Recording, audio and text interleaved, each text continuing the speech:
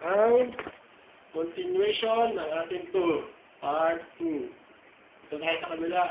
Doon sa tambayan naman ng mga itik. Pagkuha tayo. Labas tayo ng park. Oh. Eh. Wala ko muna dyan yung panyo. Yan na muna yan. Sige. Basta tayo. Eto.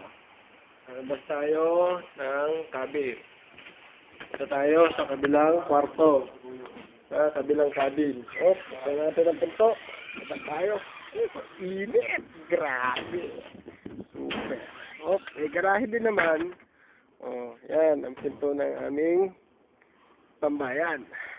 Cabin. Oh, atras tayo.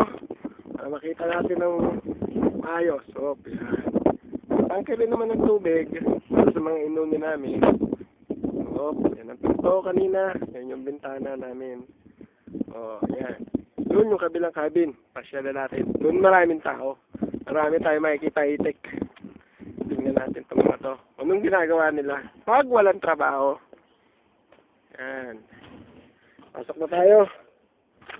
Push daw. Oh, yan mga tao. Say hello. This is for Philippines. Hi. Hello.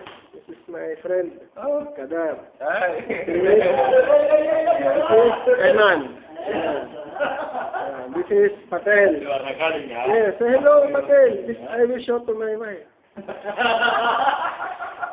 I will download this in Facebook. Here is Kamal. Here is Kamal. Saraban, right? Saraban. This one is Sudakar, our lead mechanical. No, forgot. Too much recording, that's why. This is my friend, other friend here sitting. See? We're not doing anything in time of work. This is the food, our very big table. And I will show you my locker. Locker na walang laman. Only helmet. You show your jeep. Only helmet. And magic pillow. This is my magic pillow. Hello. Yes, I'm recording. I will download this in Facebook, you know.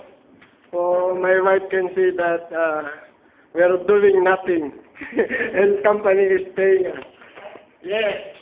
Company is paying HOT people doing nothing. Yeah.